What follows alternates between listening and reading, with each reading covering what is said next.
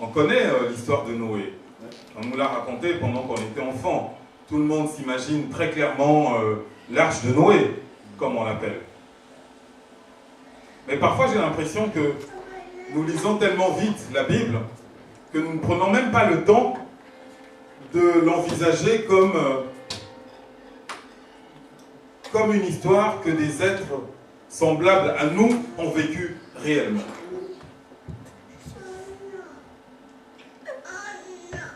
L'arche de Noé a été construite au moment où le Seigneur demande à Noé de construire cette arche. Noé est un vieillard, que dis-je? Un extrême vieillard, parce qu'il a passé les 500 ans. Et Dieu, comme vous avez vu ici, Dieu lui demande de construire un bateau de 150 mètres de long, de 25 mètres de large et de 15 mètres de hauteur. Ça veut dire un bâtiment d'au moins 4 étages, qui s'étend sur 100 mètres, sur 25 mètres de large. Mais attention, quand je vous parle d'une telle construction, à son époque, Noé n'a pas de foreuse. Hein. Il n'a pas de foreuse, il n'a pas de visseuse. C'est un homme seul, un vieillard de 500 ans, qui doit bâtir un bateau qui, aujourd'hui encore, prendrait des mois, voire des années, à des équipes spécialisées qui ne font que ça pour bâtir une telle immensité. C'est impressionnant de voir à quel point Dieu fait confiance à cet homme pour lui demander de bâtir une chose aussi immense. La construction de cette arche a certainement demandé des années, des dizaines d'années à Noé. Il ne l'a pas fait en un jour, en un mois, en une année. Ça lui a pris des années et des années avant d'arriver à construire le bateau selon les recommandations de Dieu. Ça veut dire 150 mètres. Pas 151, pas 15 mètres, pas 10 mètres, pas 18 mètres. Non, 150 mètres de long, 25 mètres de large, sur 3 étages, 15 mètres. Le Seigneur a été là-dessus très précis. Mais on peut imaginer ce qu'a été la vie de Noé à ce moment-là. On peut imaginer ce vieillard qui se met à aller couper du bois dans la forêt, à les ramener tant bien que mal, centimètre par centimètre, jusqu'au lieu de la construction. On peut imaginer ses contemporains lui demander « Mais qu'est-ce que tu fais ?» Et lui de répondre « Mais non, mais c'est parce que, en fait, Dieu m'a demandé de construire ce bateau. Donc, il m'a demandé de construire un bateau parce que, comme il pense que les gens sont devenus méchants, alors il me demande de construire ça comme ça. Quand les eaux vont arriver, voilà, je serai sauvé. »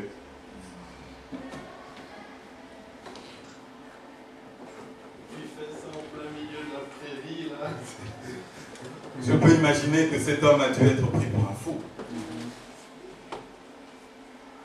Cet homme, on l'a certainement pris pour un fou. Et le voilà qui continue à faire son bateau. Et de mois en mois, d'année après année, le bateau commence à prendre forme. Je suis pratiquement sûr, même si la Bible ne nous dit pas dans ses moindres détails, mais je suis pratiquement sûr que il est arrivé à certains jeunes de passer devant, de le saluer. « Bonjour Papa Noé, qu'est-ce que tu fais ?»« Toujours occupé. »« Je peux te donner un coup de main si tu veux. » Je suis sûr qu'il y en a qui ont donné des petits coups de main.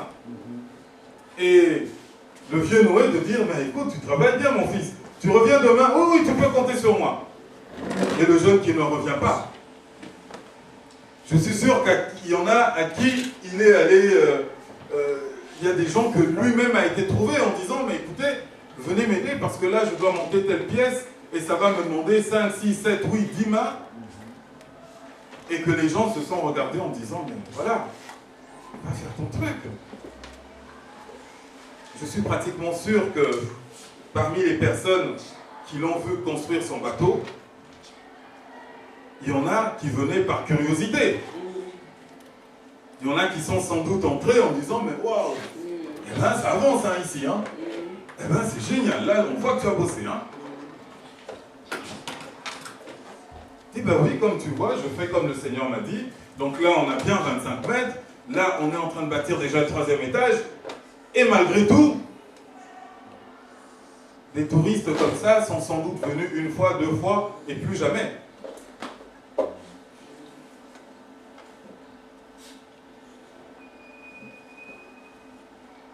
Mais c'est un sentiment que nous connaissons très bien. C'est un sentiment que nous connaissons très bien. Vous savez, que faisaient les autres personnes pendant que Noé bâtissait son arche? Ils vivaient leur vie tranquille.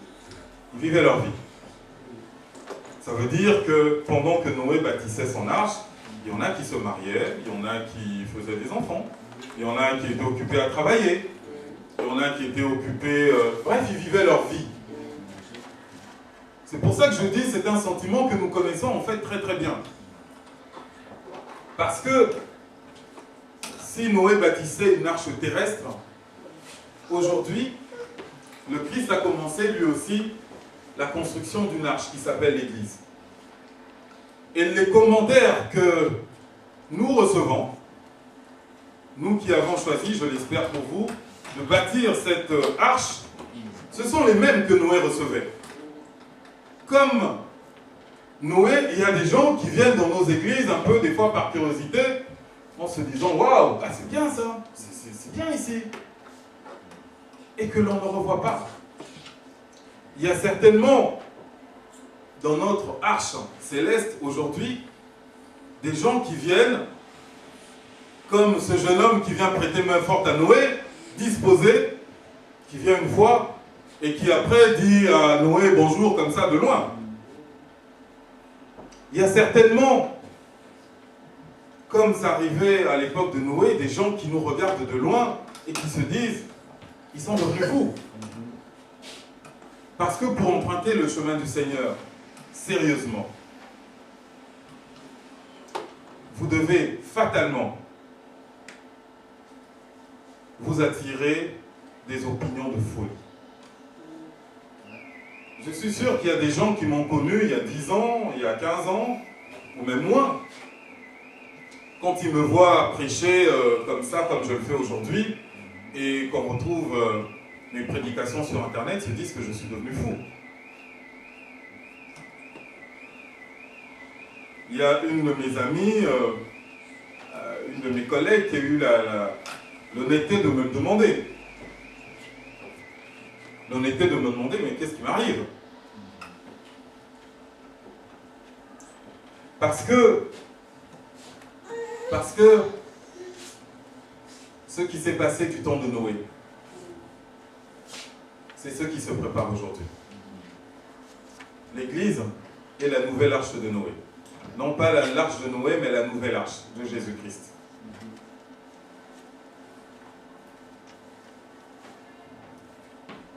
Des gens sont... Noé a certainement vu l'immensité de la tâche qui était la sienne.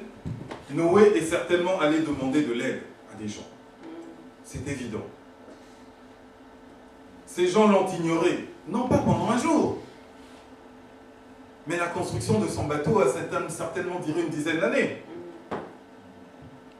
Ces gens sont passés devant son bateau 1001 fois. Ils l'ont critiqué, ils ont rigolé. Il y en a qui étaient sans doute dans le café du coin pendant que lui travaillait. Parce que la construction de son bateau lui réclamait toute son énergie. Il n'avait plus tellement le temps pour autre chose. En tout cas, son bateau était devenu la priorité. Il ne pouvait pas faire autrement. si ce bateau devait flotter, il devait y mettre tout son cœur, toute son intelligence.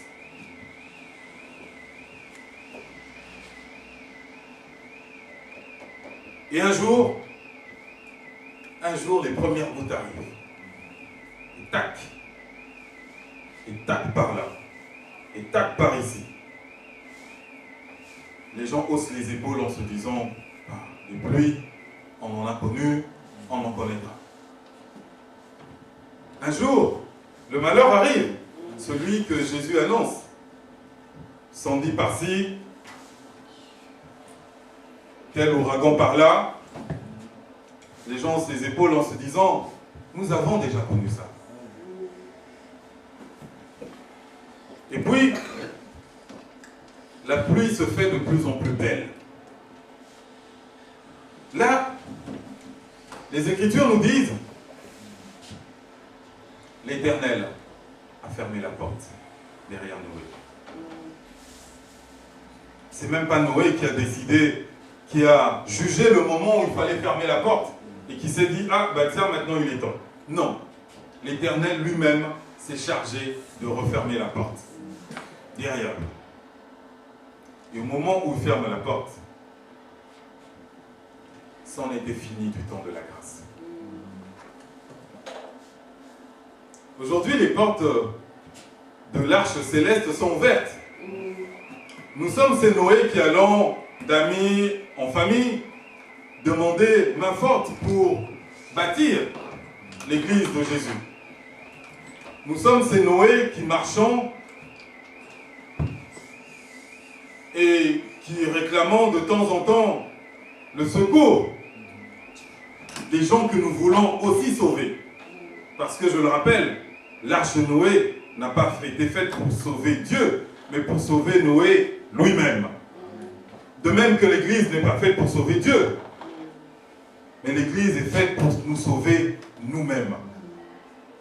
L'Église n'est pas là pour sauver Jésus, elle est là pour te sauver toi, pour sauver ta famille.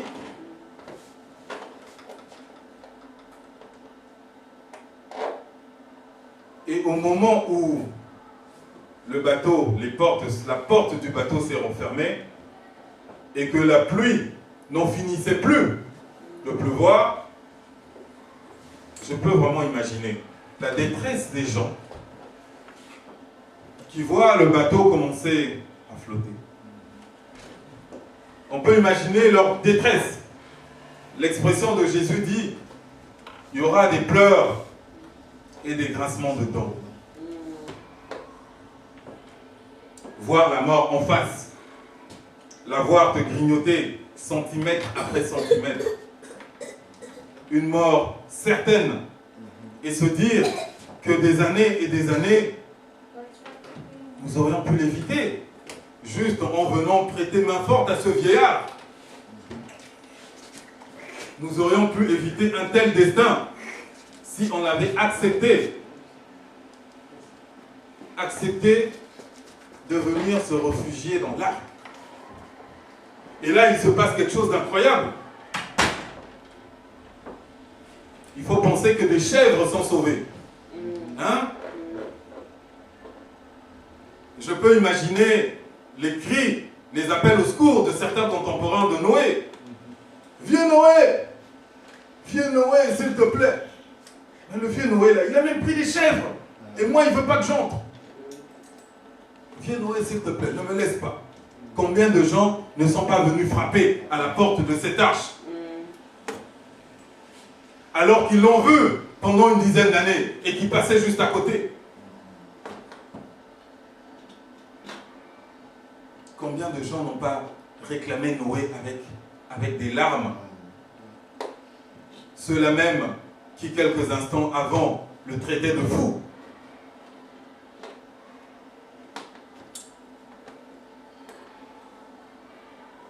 Et Dieu aurait sans doute pu faire autrement, vous savez.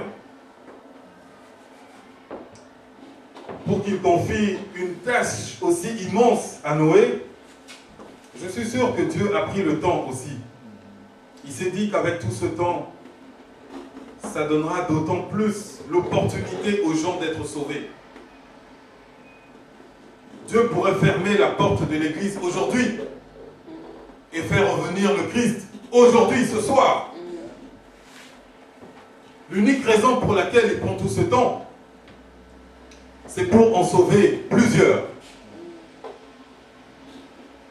Et malgré l'expérience de Noé, aussi étrange que cela puisse paraître, il y en a qui refont exactement les mêmes pas que les contemporains de Noé. Il y en a encore qui passent à côté de l'église en se disant « Ah oui, c'est illuminé ». Il y en a qui se disent bah, « De toute façon, moi, ben voilà, qu'est-ce que je fais de mal? Je ne vais juste pas dans leur truc. Mais j'ai ma vie, j'ai mon travail, voilà. » Où est-ce qu'on nous dit ici, dans l'histoire de Noé, que les jeunes ont été sauvés?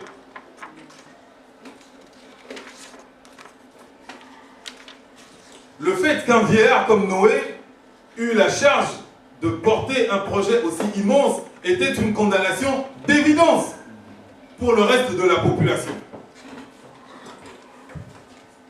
Une condamnation.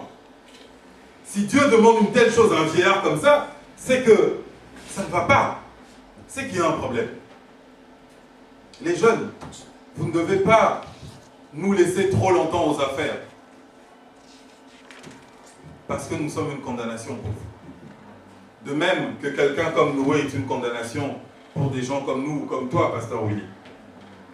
Si un vieillard de 500 ans peut bâtir tout seul une arche de 150 mètres, qu'est-ce que nous pouvons avoir aujourd'hui comme excuse pour faire les toutes petites choses que Dieu nous demande? Parce qu'aujourd'hui, l'arche que nous avons à bâtir, Dieu ne nous demande pas de bâtir tout seul. Il nous dit, mettez-vous à plusieurs, baptisez mon église. Il nous dit, faites de toutes les nations mes disciples, construisez l'église avec les peuples du monde entier. Matthieu 28, 19.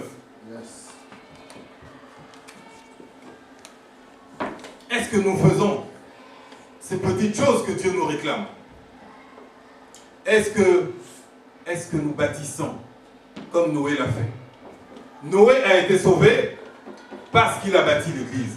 Les jeunes gens qui sont venus lui prêter main forte et tout ça, de temps en temps, ils ont péri dans l'eau comme s'ils n'avaient rien fait.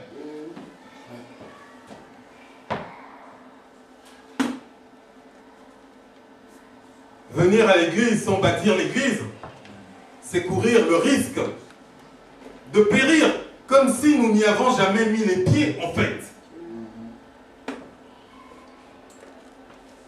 C'est courir ce risque. C'est inutile. C'est pourquoi Jésus dit avec assurance, soit on est avec moi, soit on n'est pas avec moi. Il n'y a pas de tiédeur, il n'y a pas de moitié-moitié. Mais je viens comme ça, moi je bâtis l'église, ouais, à mon style, à mon rythme, pas vous en faire. Faut pas vous en faire. Non, on ne s'en fait pas. Je suis dans l'arche, pourquoi tu veux que je m'en fasse?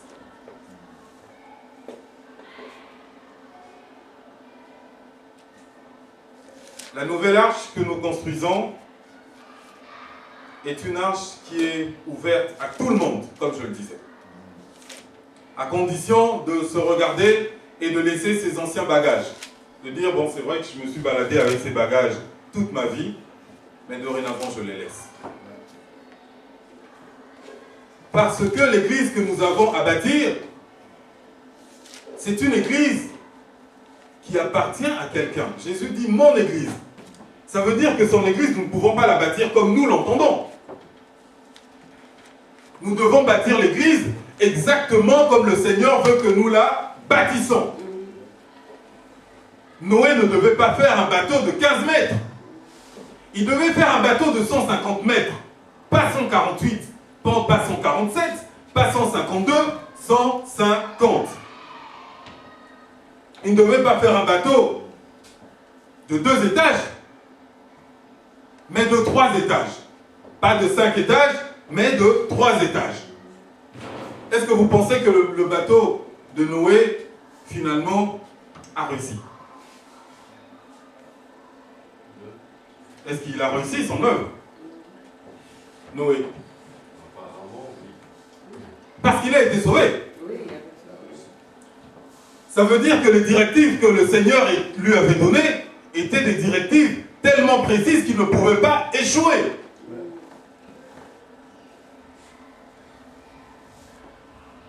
Ça n'était peut-être pas un constructeur de bateaux, un bâtisseur de bateaux, je ne sais pas comment on les appelle.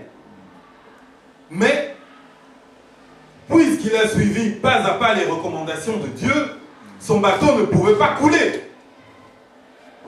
Son bateau ne pouvait tout juste pas couler. Ce qui nous enseigne quelque chose de très précieux, bien aimés.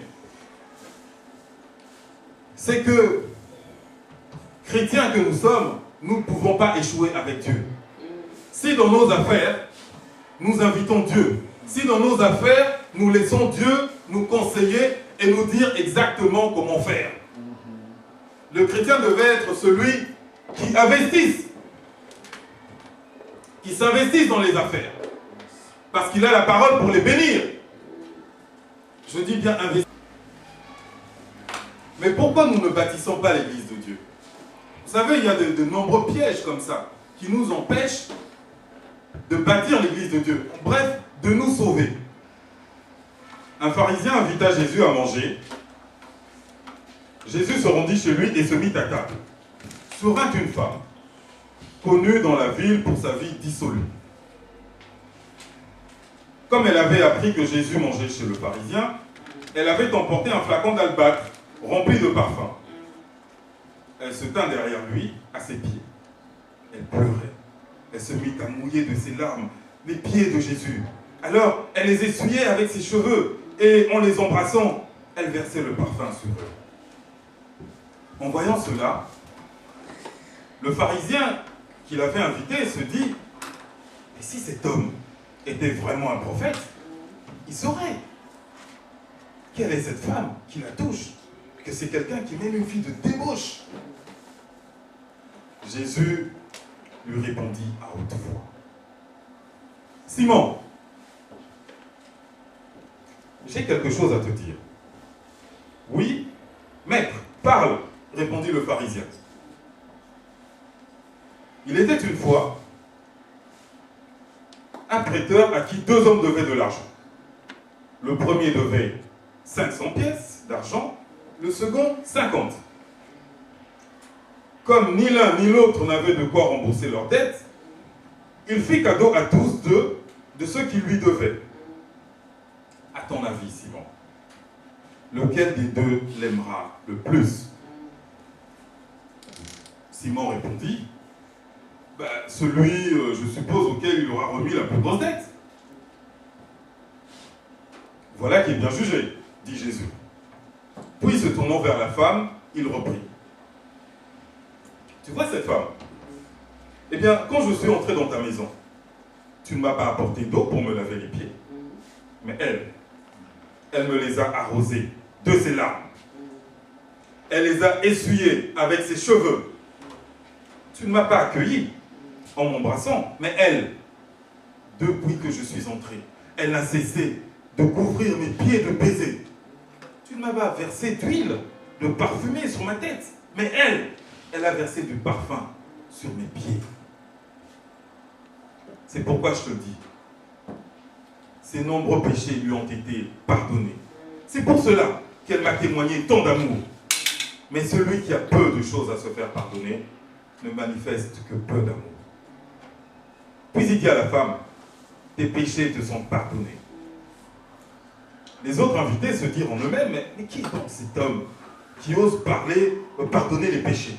Mais Jésus dit à la femme, parce que tu as cru en moi, tu es sauvé. Va en paix. Parole du Seigneur.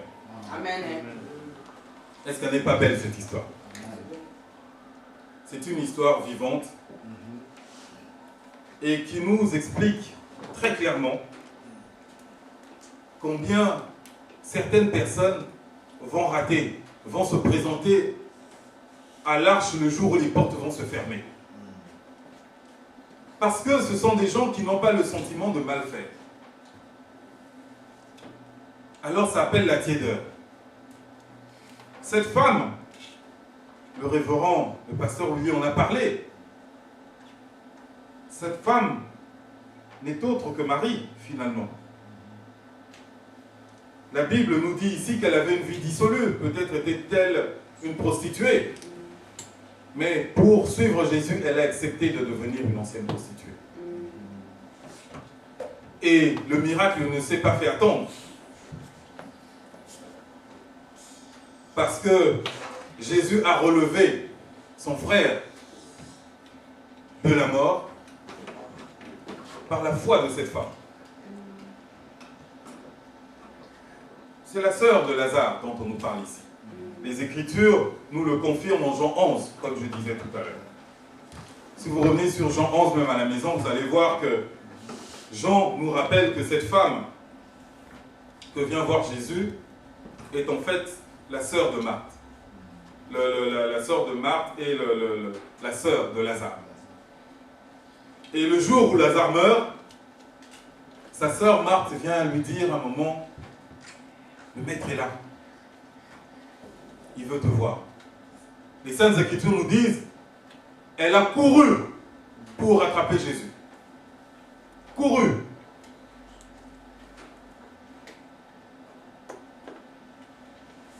Bien-aimés, nous devons avoir cette humilité de ne pas nous croire extraordinaires, sinon nous risquons de rater le paradis. Nous risquons d'être coiffés au poteau par des gens que nous méprisons. Parce que eux savent qu'ils ont beaucoup à se faire pardonner. Et donc, quand ils arrivent dans la maison du Seigneur, se mettent à bâtir l'église avec zèle. Nous ne pouvons pas être ces gens qui sommes là dans la maison et qui demain n'allons pas hériter du royaume. Parce que ce que je trouve vraiment terrible aujourd'hui, c'est que contrairement à ce qui s'est passé du temps de Noé, il y a beaucoup de chrétiens qui, tout en étant dans l'église, ne baptisent pas l'église. Et ça, c'est vraiment pénible. C'est vraiment pénible. Et c'est terrible pour eux le sort qui se prépare. Il y en a beaucoup, comme tu le disais si bien, Pasteur Willy, qui sont là alors que la parole est dite dans leur maison, se contentent de faire toute autre chose. Comme le fit Marthe, la sœur de Marie. Il y en a beaucoup qui se disent, mais bon, voilà, moi de toute façon, je suis déjà là à l'église. Hein. Je joue de la guitare, je sais même jouer du synthé. Je fais beaucoup de choses déjà pour Dieu. Donc, la parole, c'est peut-être pas pour moi. Il y a beaucoup de gens qui, tout en étant là, ne sont pas là. Or, la maison, l'église que nous bâtissons, est une église que nous devons bâtir, non pas à la manière de la tour de Babel. Ça n'est pas une église de chaume et de mortier, comme l'ont construite les enfants de la tour de Babel. L'église que nous devons bâtir aujourd'hui, c'est une église où nous recherchons en commun Dieu en esprit et en vérité. Il ne s'agit pas de bâtir à Dieu des églises avec de l'or. Il n'en a que faire de l'or. Et là aussi, c'est un drame. C'est un drame qui se joue encore de nos jours, où de nombreuses personnes sont prises dans une arche où ils sont persuadés qu'ils sont dans la bonne arche parce qu'il y a des briques en or, alors que Dieu n'en a que faire. Il le dit explicitement. Jésus le dit explicitement à la Samaritaine en disant « Les adorateurs que le Père recherche, c'est ceux qui recherchent le Père en esprit, qui le prient en esprit et en vérité. » C'est un drame immense, je pense, pour quelqu'un, regardez le froid dans lequel nous sommes, quitter sa maison pour venir dans une arche qui n'est pas une arche.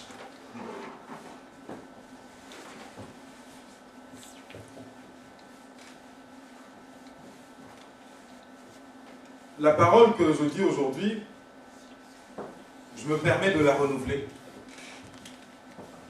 pour les enfants de Dieu, pour les serviteurs de Dieu,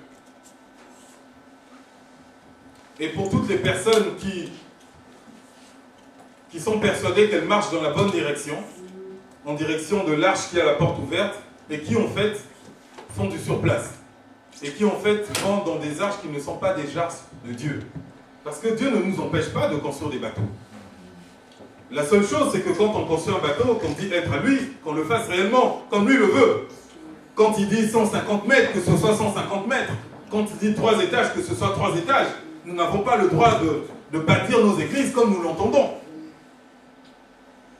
Et quel drame pour les chrétiens qui vont s'asseoir, passer leur temps inutilement, je suis navré de le dire, dans des églises qui ne sont plus des églises.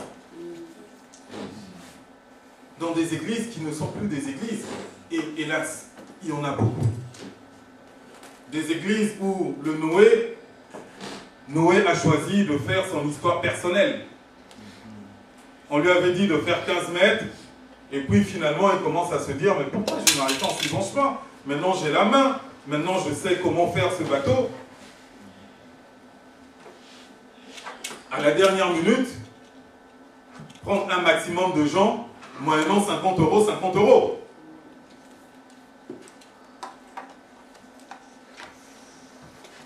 Des églises où nous pouvons remplir, Dieu donne des instructions précises. Vous savez, c'est bien la démonstration dans l'arche de Noé que Dieu ne compte pas le nombre. Ce n'est pas un problème de nombre. Aujourd'hui, pour nous, une église où il y a Dieu, c'est une église où il y a 5000 fidèles. Il n'y avait pas 5000 personnes dans l'arche de Noé.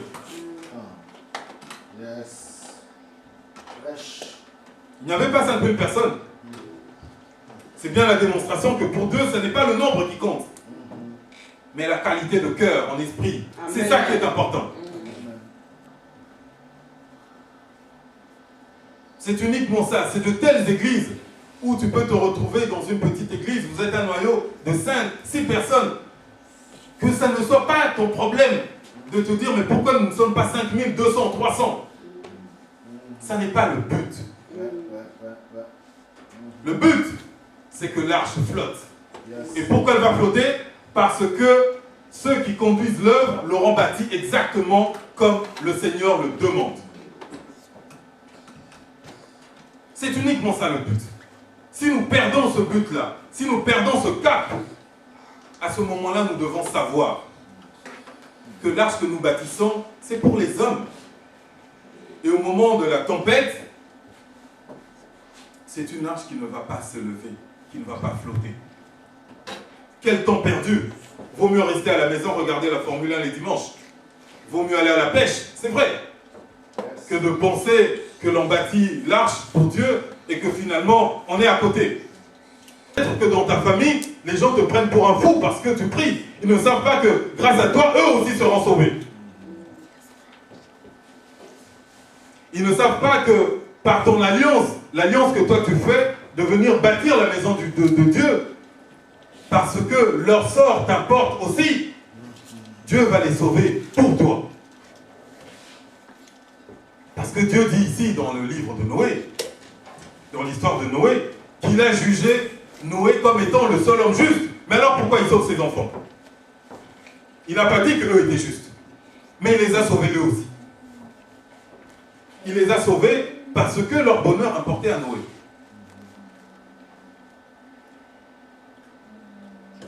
Bien aimés, nous n'avons plus d'excuses. Nous n'avons plus d'excuses. Du temps de Noé aussi, quand Noé disait, mais là, je crois que ça commence à se gâter, à mon avis, les gens pensaient que c'était du blabla. Quand nous disons que les temps sont proches, on passe vraiment pour des fous.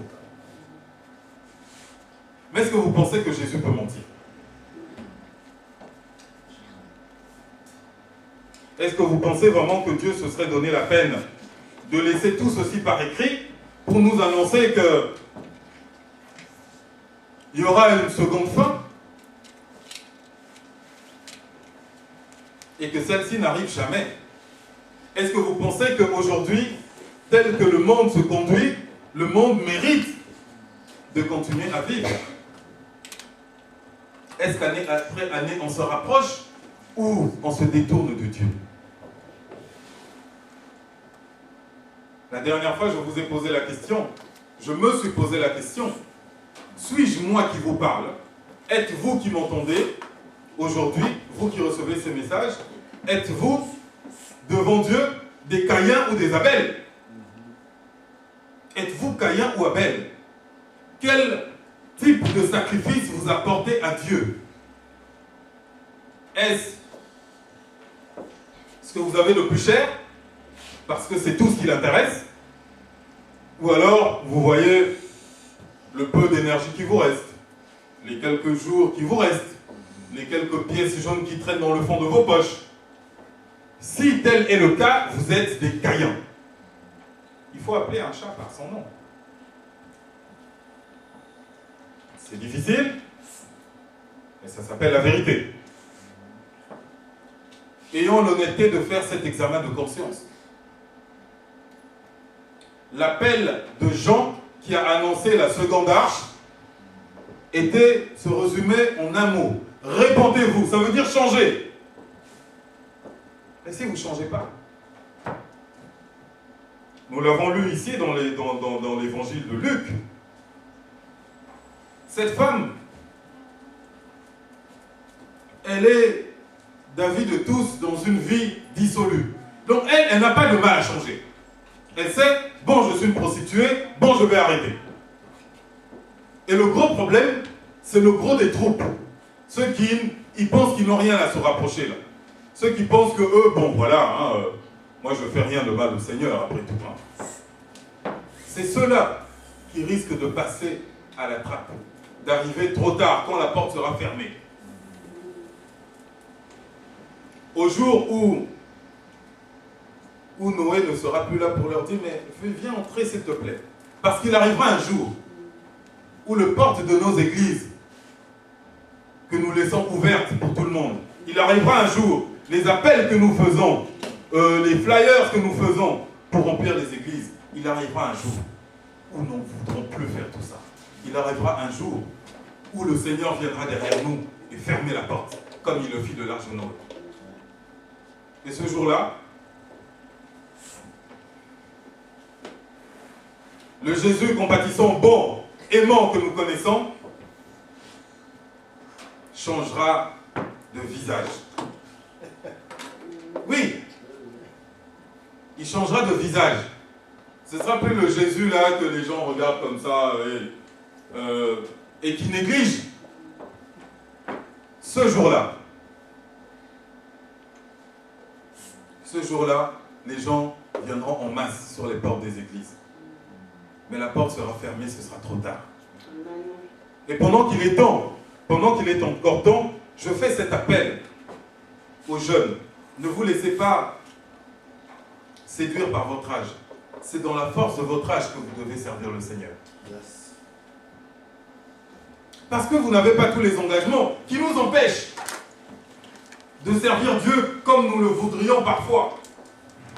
Dieu et qui l'empêche de se retenir dans la prière. Pendant que vous êtes encore jeune, c'est le moment de vous verser complètement dans la prière. Qu'on ne vous mente pas. Ah, mais j'ai le temps. Le temps de quoi? Nous n'avons qu'une seule assurance.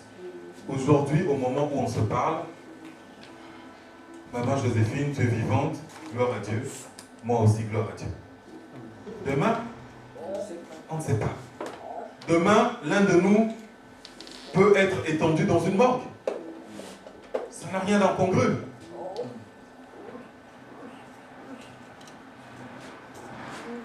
C'est juste la vérité. Les jeunes, prenez votre destin en main. Prenez-le en main. Ne perdez pas votre temps à faire des choses qui ne sont pas utiles. Ne faites pas des choses qui ne sont pas utiles. Tout ce que tu fais en dehors du Seigneur, c'est vrai que ça peut choquer certains, mais là aussi c'est la vérité, c'est du temps perdu. C'est du temps perdu. Est-ce que c'était plus facile pour quelqu'un de prendre un verre à Sodome ou de bâtir l'arche? Ben oui, c'était plus agréable d'aller prendre un verre à Sodome ou dans les banlieues de Gomorrhe, évidemment.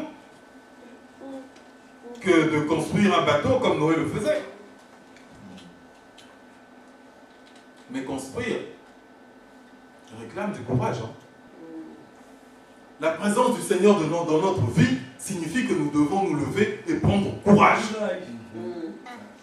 La présence du Seigneur dans notre vie doit nous pousser à faire des choses, à bâtir des églises et, comme je le disais tout à l'heure, à être entreprenants.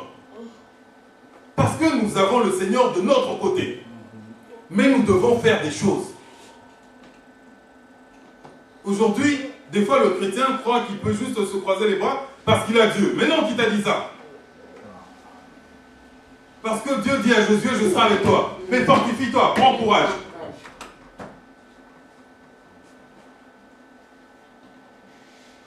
Dieu est un Dieu capable avec les hommes capables.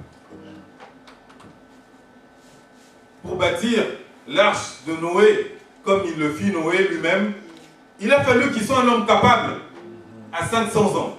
Capable. Dieu a pu compter sur lui.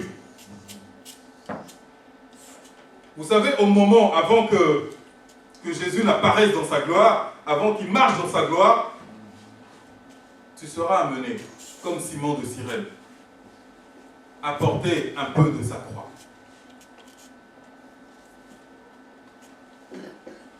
Avant que Jésus ne soit crucifié, avant qu'il entre dans son destin glorieux, il y a eu un homme qui s'appelait Simon de Cyrène, à qui on a demandé de porter la croix de Jésus. Si l'histoire était à refaire et que vous et moi étions présents, quel est celui qui accepterait de porter la croix de Jésus? Soyons honnêtes. Dites-moi, qui pourrait... Vous savez, quand mes pas ont croisé les pas de cette église, je n'ai pas compris tout de suite, en fait. Je n'ai pas compris tout de suite le dessein de Dieu, la volonté de Dieu. La première chose que je me suis dit, mais pourquoi l'apôtre Joseph n'a pas formé quelqu'un qui pouvait le remplacer? C'est ce que je me suis dit. Je n'ai pas compris. Je me suis dit, mais non, il aurait dû former quelqu'un. Il a des grands-enfants, oui, il aurait dû prendre un de ses enfants, être là pour que le jour où il ne sera pas là. Mais il a fallu qu'un soir, le Seigneur me révèle pourquoi les choses se sont faites comme ça. Vous savez, le Seigneur ne fait pas les choses par hasard. Le Noé dont on parlait ici, son nom signifie consolation. C'est le seul homme en qui Dieu a trouvé consolation. Le seul. Et dans la vie de l'apôtre, le Seigneur a voulu commencer une autre forme d'église. Une église qui ne soit pas une église des hommes, où les hommes se choisissent les uns à les autres, où le père prépare son fils pour prendre sa charge. Parce que nous ne sommes que des missionnaires. Nous ne sommes pas les dépositaires. Cette église ne nous appartient pas. Le Seigneur a déposé un signe dans la vie de cet homme, dans la disparition de cet homme, longtemps à l'avance, comme quoi le Seigneur est vraiment le maître des temps et des circonstances. Cet homme a eu un dernier fils, qui est là derrière nous, qui s'appelle Josué. Le Seigneur m'a juste demandé est-ce que Josué, ça te dit rien? Pourquoi vous l'avez appelé Josué? Est-ce que toi tu sais? Maman Joséphine. Moi je ne sais pas, c'est lui qui l'a donné. Voilà. Mais c'est le signe que le Seigneur voulait déposer pour lui. Ta mission sera une mission qui s'achèvera dans les signes de Josué.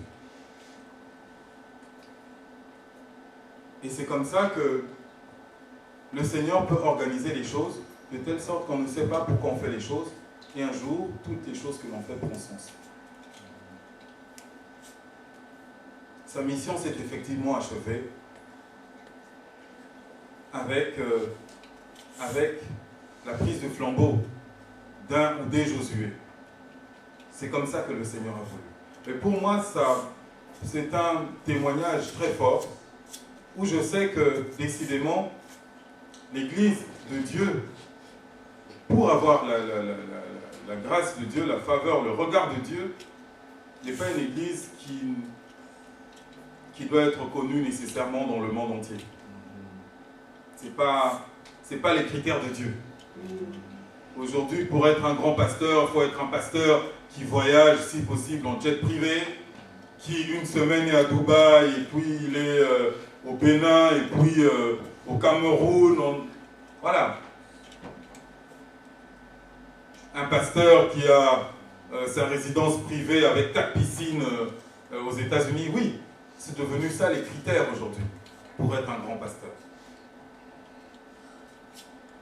Mais on peut se poser aujourd'hui la question, tout simplement, quel est aujourd'hui, dans notre jugement, le bon pasteur? Quel est le bon pasteur? Bâtissons l'église de Dieu, sans compromis. Essayons de regarder avec honnêteté notre travail dans l'église du Seigneur. Ceux qui sont conscients, qui ne bâtissent pas comme il faut, et qui sont ces personnes à qui Noé n'aurait pas pu faire confiance, qui se ressaisissent, et qui reviennent dans l'arche, et qui s'y prennent leur part, leur place. Ça n'est pas normal que des chèvres et que des moutons se retrouvent dans l'arche, et que toi, que Dieu aime, ne t'y retrouve pas. Pour être dans l'arche, il faut la bâtir.